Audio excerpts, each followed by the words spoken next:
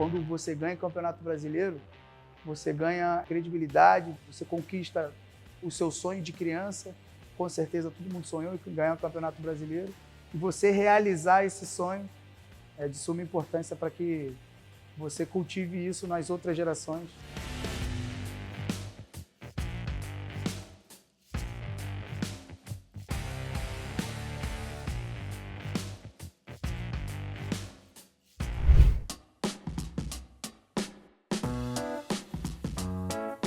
Eu chego no Botafogo com 10 anos, eu vou dos 10 aos 17 no Botafogo.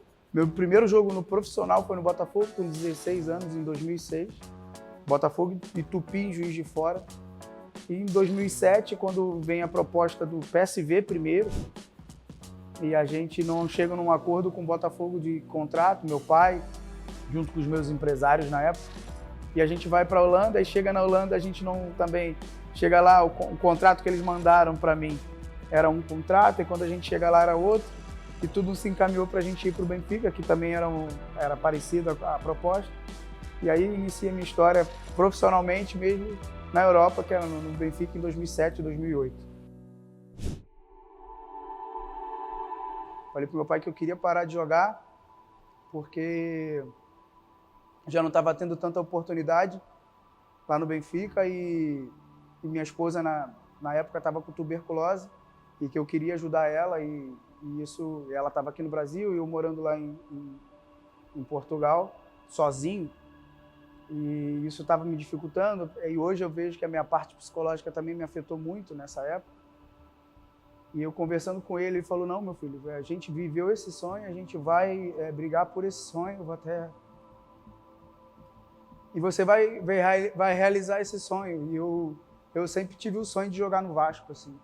Desde criança eu sempre tive o sonho de jogar, porque os meus ídolos todos eram do Vasco. E o Vasco naquela época, década de 90, 2000, foi um clube que ganhou tudo, assim, no cenário nacional. E era o clube onde eu almejava jogar. E meu pai: fica tranquilo, reza, tenha muita fé.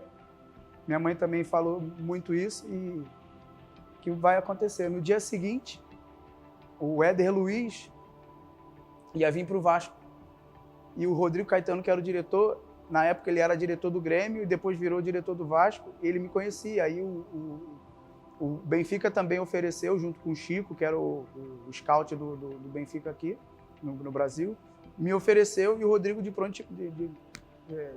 bate-pronto respondeu que não, a gente quer o Felipe também. Mas na verdade eles não queriam o Felipe, eles queriam o Éder Luiz. E eu fico 10 jogos sem ir pro jogo. 10 jogos sem ir pro jogo, só trabalhando e buscando a minha oportunidade. O treinador era o PC Guzmão, mas eu era muito novo, eu tinha 20 anos e eu conversava muito com os meus pais. E isso até chegar esse momento aqui, ó. Na época eu ia só 18 pro jogo. Eu fui como 19. Um jogador da minha posição, que agora eu não lembro, sentiu no aquecimento, e eu estava já quase indo para a arquibancada, tive que voltar para me arrumar e ir para o jogo. E eu, na minha cabeça, naquele dia, eu lembro muito bem: se eu entrar, eu tenho que fazer alguma coisa diferente. Se eu entrar, eu tenho que fazer alguma coisa diferente. O Vasco estava ganhando o jogo de 1-0, tomando uma pressão, e o PC Guzmão me chama para entrar. Faltavam 9 minutos para o jogo acabar.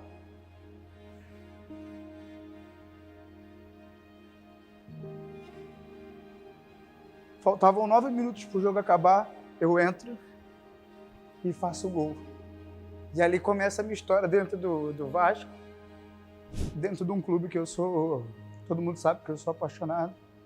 E aí eu revivo aquilo tudo que eu sonhei lá quando eu comecei lá no Florença, que era um sonho que eu tinha, e eu agradeço muito a meu pai, a minha mãe, por não ter deixado eu parar de jogar futebol, porque ali foi o início de tudo para mim. Desculpa, gente.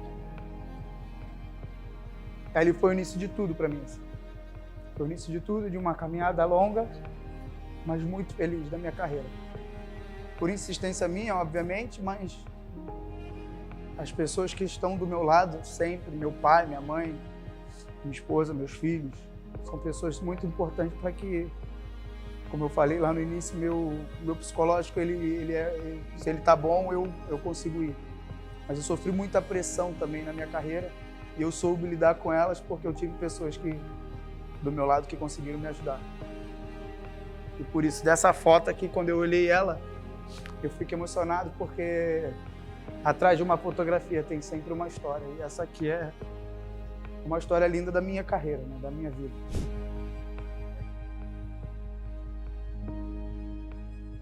Nos tiraram o brasileiro. Isso é uma das coisas, das coisas que eu sinto até hoje, porque a gente foi o campeão brasileiro moral nessa época. Porque muitas falhas de arbitragem, se você olhar todo esse campeonato, for contar todas as falhas de arbitragem, a gente termina 6 pontos na frente do que foi o campeão, o Corinthians. Logicamente, sem tirar o mérito do Corinthians, mas o campeão moral desse campeonato foi o Vasco, em 2011. Mas que a gente carrega todos os jogadores que participaram desse elenco de 2011. Você pode ter certeza que são amigos até hoje. E a gente carrega esse grupo aí com... Eu particularmente carrego com muito orgulho de ter participado desse grupo.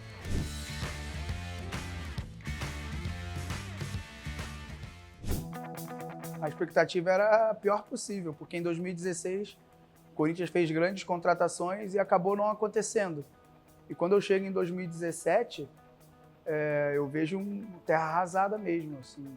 A gente inicia um ano, empata, perde, empata, ganha, mas tem uma virada de chave ali em 2017, até pelo Carille, primeiro trabalho dele como treinador, e ali foi o resgate do Corinthians, do verdadeiro Corinthians, que é sofrido, que é maluqueiro, sofredor mesmo, como o torcedor canta.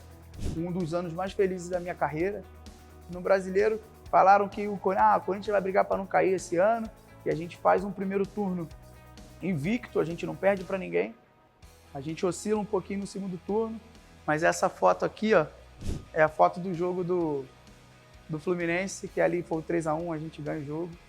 E a gente coroou um ano que é importante para o clube, um ano importante para os jogadores e nos corintianos também naquela época. A gente foi especial porque a gente era a quarta força do campeonato. A gente sentia a dor um pelo outro, a gente sabia o momento difícil um do outro e a gente se ajudava muito dentro do vestiário. Eu sempre fui um cara que tentei observar sempre aquele jogador que precisava de mais ajuda, os meninos que acabavam subindo também, eu conversava bastante com eles. A gente sabe que o treinador ele escolhe 11, mas a importância do elenco, do grupo, talvez o jogador que entre no jogo é o que vai fazer a diferença. E isso era importante porque a gente conversava bastante também no dia a dia, a gente se respeitava bastante, mas a gente se cobrava bastante também, porque era um grupo que se gostava na essência, no dia a dia. E isso impulsionou a gente. A gente foi campeão brasileiro muito pelo nosso grupo. A gente não tinha um jogador que individualmente fazia diferença, mas a gente tinha um coletivo que era importante para o Carille, para o Corinthians. E isso foi um ano também que terminou... sabe aqueles anos que a gente não quer que termine? 2017 a gente também não queria que terminasse porque foi um grupo de amigos que em 2018 acabou se quebrando. Mas que a gente carrega esse grupo para o resto da vida. A gente tem grupo no WhatsApp, a gente conversa até hoje. Somos amigos também. Os grupos que eu conquistei, que eu ganhei título, com certeza foram grupos que se gostavam e eram amigos.